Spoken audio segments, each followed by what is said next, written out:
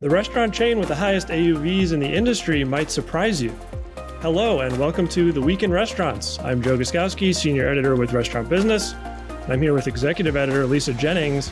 We're going to talk about the biggest stories of the week in the restaurant industry, including Lisa's visit to Dine Brands, where she got pancake certified. We'll talk about the eye-popping AUVs at a certain soup dumpling chain, and later on Tech Check, I'll discuss the latest big move by DoorDash. But first, you'll probably notice our fearless leader, Jonathan Mays, is not here, and that is because he's in Las Vegas at the Starbucks Leadership Summit, hanging out with 14,000 Starbucks managers who are doing this. They're gathering like this for the first time since 2019 as part of the massive turnaround they're working on under Brian Niccol. There's been a lot of news coming out of this event, a lot of it having to do with staffing and operations. They're making a big hiring push. They're adding assistant managers. They're adding AI-powered assistants that can help employees make drinks and stuff like that.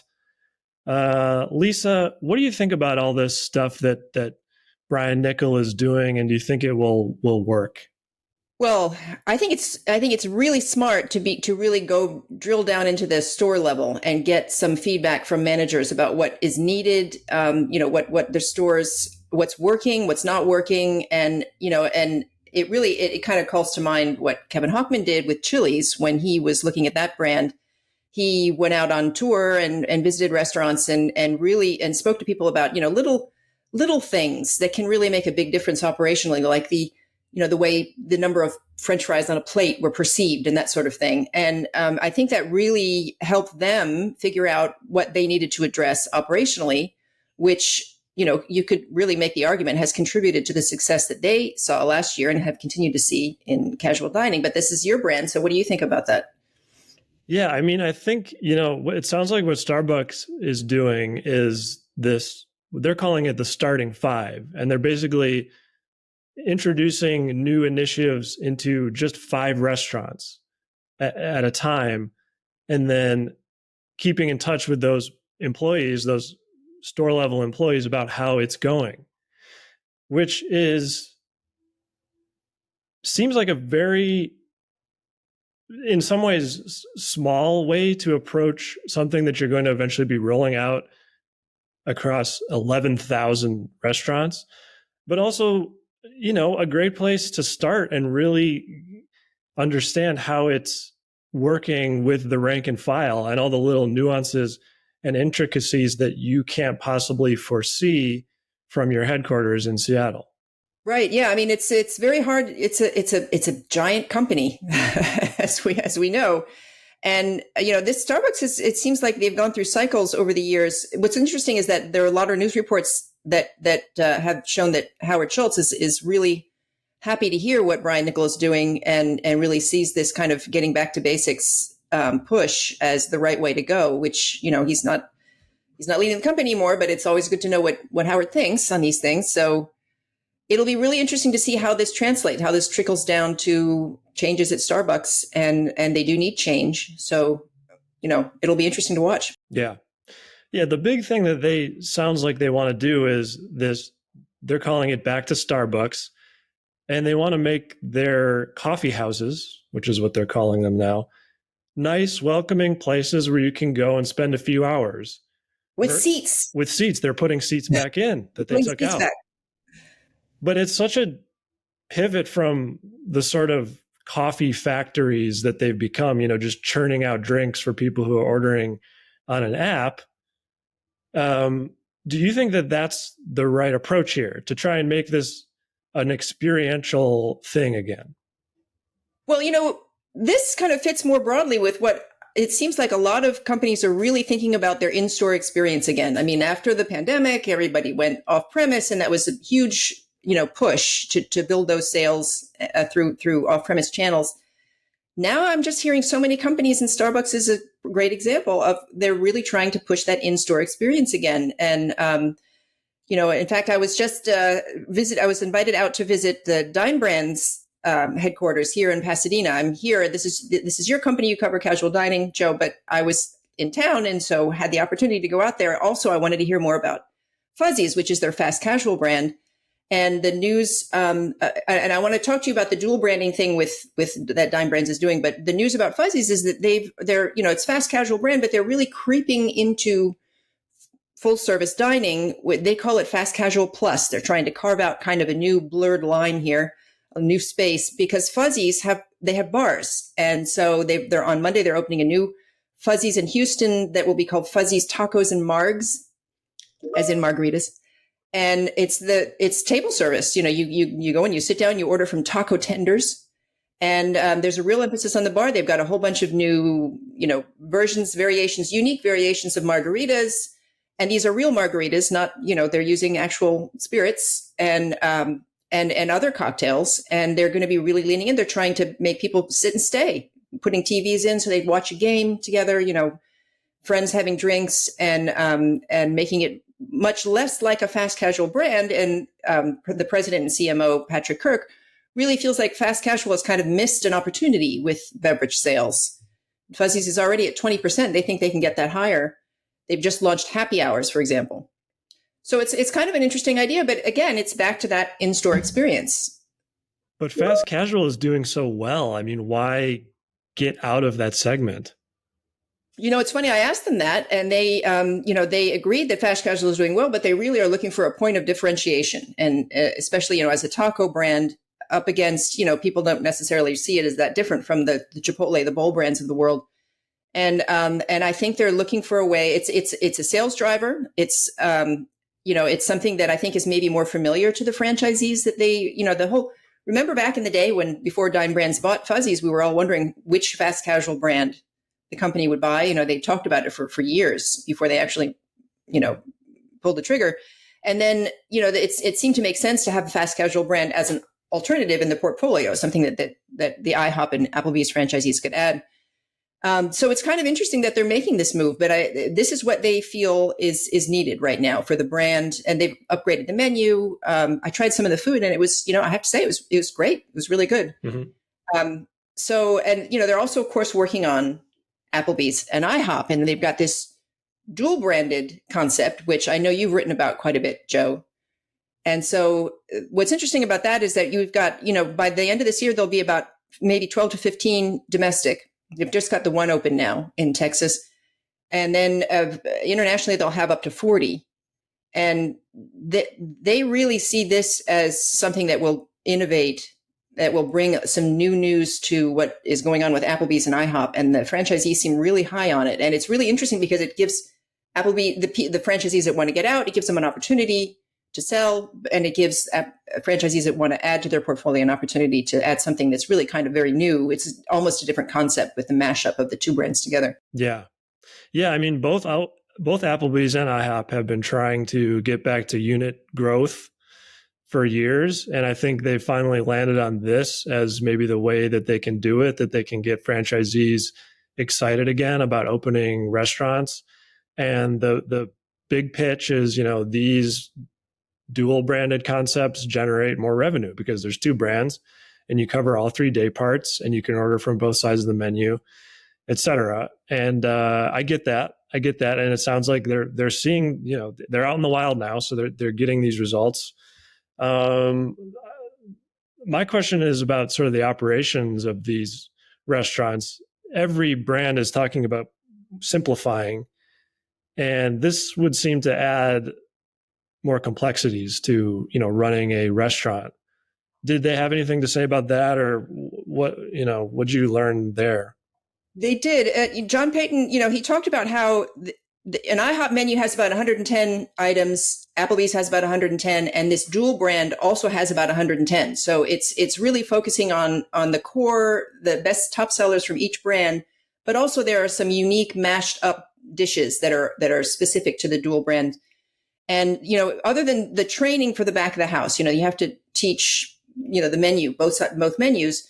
Operationally, they're actually finding that it works really well. And what it does is it opens up essentially 5 day parts. John always says 5 day parts because, IHOP always struggled with afternoon, dinner, and late night.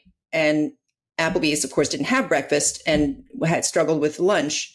Now you have an opportunity to capture people in all of these day parts, breakfast, lunch, dinner, late night, and brunch, weekend brunches, that sort of thing. And And it really seems to, and people are ordering sizzling platters and steaks at 10 o'clock in the morning, and they're loving it. And they're, loving to have the IHOP late night stuff too. And it's, they really see the one unit they have in Texas, it's near in San Antonio.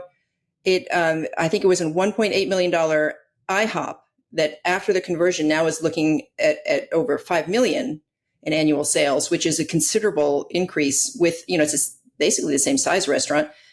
He says people come in and they choose where they sit, red or blue, between the two brands, and they don't differentiate. They just go and sit and order, and it's all on the menu, and they can order whatever they want. And it really seems to be and they feel like this company is unique in its ability to tap into all of those day parts with these two brands specifically. So anybody else who tried to compete with something like this would have to acquire another brand and, take on something all new. They've already got, all of this in place. And franchisees are into it. This Texas franchisee, I think, is doing 3, maybe committed to 8. No, I can't remember exactly, but more. And what they're not doing is pulling in Fuzzies, at least in the dual branded, but we do have in Barstow, California, they just an IHOP franchisee opened a Fuzzies directly next door. So it has some shared restrooms, back of the house stuff, but they are distinct restaurants. Yeah. So they're not talking about pulling the Fuzzies menu into this dual branded, at least not yet. Not yet. Boy, but if they can make that work, I mean, that's not something we've really ever seen that I'm aware of, a dual branded sort of full service restaurant. I mean, I hope it works for them. They could use it. And the innovation is exciting, at least. Well, and casual dining has been challenged, as you've written about quite a bit, but we're seeing one brand that really has kind of knocked it out of the park in terms of at least its average unit volume. Yeah. So I was looking through our top 500 data last week, which we just published the list. We're talking on Thursday right now. Our top 500 list just published, so check that out. But I was just sorting through the data, and I figured why not see who had the biggest average unit volumes last year. And the number one chain was Din Tai Fung, which is a California-based soup dumpling chain. It's out of Taiwan originally. And their AUVs, I thought this was a typo. Like I thought I was misreading something because their AUVs are $27.4 million, Lisa. And that is nearly double the next closest brand, which is Mastro's, a fine dining place. I mean, I could not believe this. I figured there had to be some mistake. And I emailed Technomic, who does that data for us, and they confirmed, they got that number directly from the chain. So that's just an astronomical number for a brand with 16 units to be doing that on average. And you've been to Din Tai Fung. So why don't you tell us like a little bit about what this is and how they might possibly be reaching these heights? Yeah, I have. And this brand, it's just, soup dumplings had there was a thing a few years ago, everybody was into soup dumplings, but this brand has really, kind of captured more than that. In that it's, you go in, it's casual dining. They're pretty big restaurants. I don't know if you have the average in front of you, but they're pretty big restaurants and they're really busy. And they make the dumplings on site. And usually there's some sort of open window where you can actually watch, the people in the kitchen stuffing dumplings and folding them beautifully and that sort of thing, which is kind of fun to see.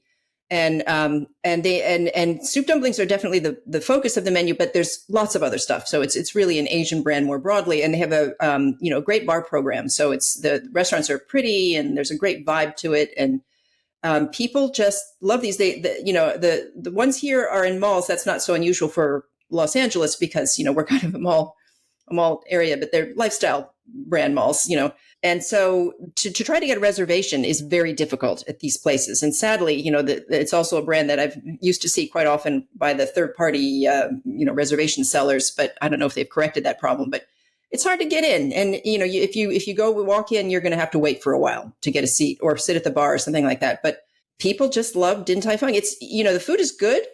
It's not terribly expensive. It's not like a, Nobu level by any means. It's much more casual. You can bring the kids, but the ticket does add up, so that could explain a little bit why the sales are so high. Yeah. It seemed like the key thing is, looking at the individual items, the prices aren't going to blow you away. Like everything was kind of between $15 and $20 from what I could see.